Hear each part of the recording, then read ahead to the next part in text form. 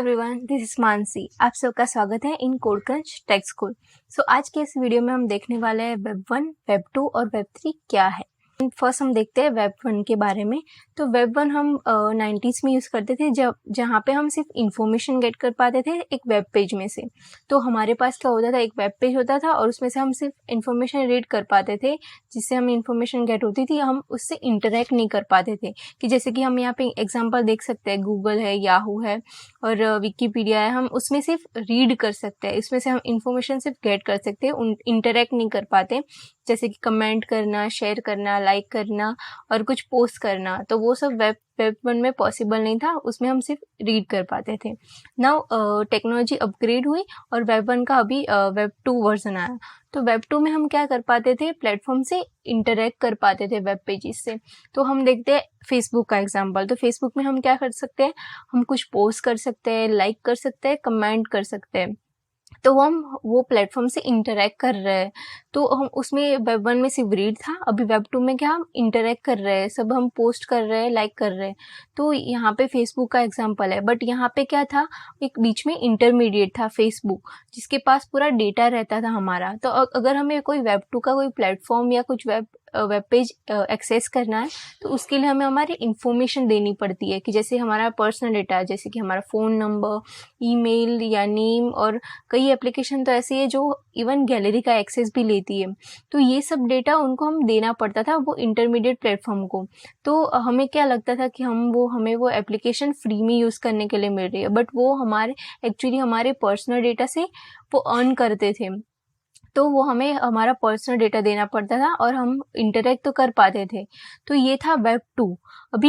अभी कैसे इकोनॉमी है ना, वो ये जैसे सब लोग इंटरनेट यूज़ कर रहे हैं, अभी ऑलमोस्ट सब पीपल इंटरनेट यूज़ करते हैं। तो इकोनॉमी वो डायरेक्शन में ग्रो कर रही है फास्ट। तो पीपल इन्वेस्ट कर रहे हैं ज़्यादातर उस सेक्टर में। तो वो इकोनॉमी ज़्यादा ग्रो हो रही है, तो वो पीपल ज़्यादा इन्वेस्ट कर रहे हैं। तो वो टेक्नोलॉजी ज़्यादा स्पीड से ग्रो करेगी। तो वेब 2 में से अब आया वेब 3। तो वेब 3 में क्या होगा, यहाँ पे हम चीज़ें ओन कर पाते थे। अभी वेब 2 में जो इंटरमीडिएट होते हैं प्लेटफॉर्म, तो उनका पूरा कंट्रोल हमारे डेटा पे था।